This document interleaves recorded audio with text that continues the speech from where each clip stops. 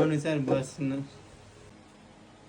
नमस्ते sir. Sir छोराको result शिशिर छोराको रिजल्ट हेर्नुपर्ने के कस्तो थियो हाम्रो।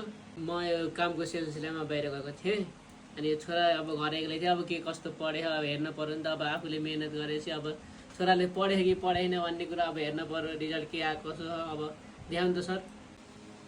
हेर्नु सर तपाईँको छोराले पढ्दै पढ्दैन एक्जाममा नि के लेखेको छ हेर्नु त केही मिलेकै छैन। लिनु हजुरको छोराको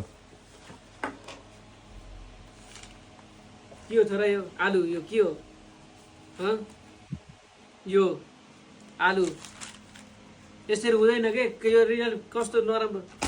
राम्रोसित पढाउनु पर्यो नि सरहरूले के हो र।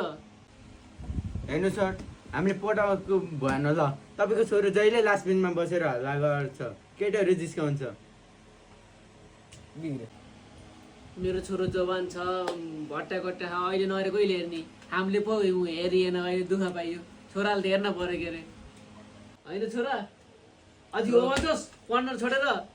हेर्नु तपाईँको छोराले क्लासमा गरेको छ ती कला अनि तपाईँको मार्क्स पनि हेर्नु यहाँ तपाईँको छोराको के लेखाएको छ यहाँ के लेखाएको छ यो हेर्नु। यस्तो पनि एन्सर हुन्छ यस्तो एन्सर लेख्नु भयो तपाईँको छोरालाई हाम्रो स्कुलमा पढाउनु। छोराको रिजल्ट हेर्नुपर्ने ल म हेर्दैछु नि सर।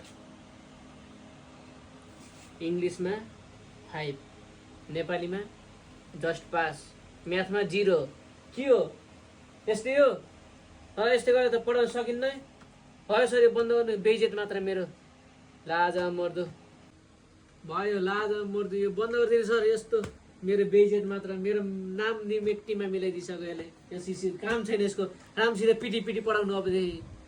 अब यसलाई म अब कामको सिलसिलामा बाहिर जाँदैछु होइन सर। अब यो हाम्रो शिशिरलाई अब के गर्नुपर्छ हजुरको जिम्मामा म छोडेर जाँदैछु।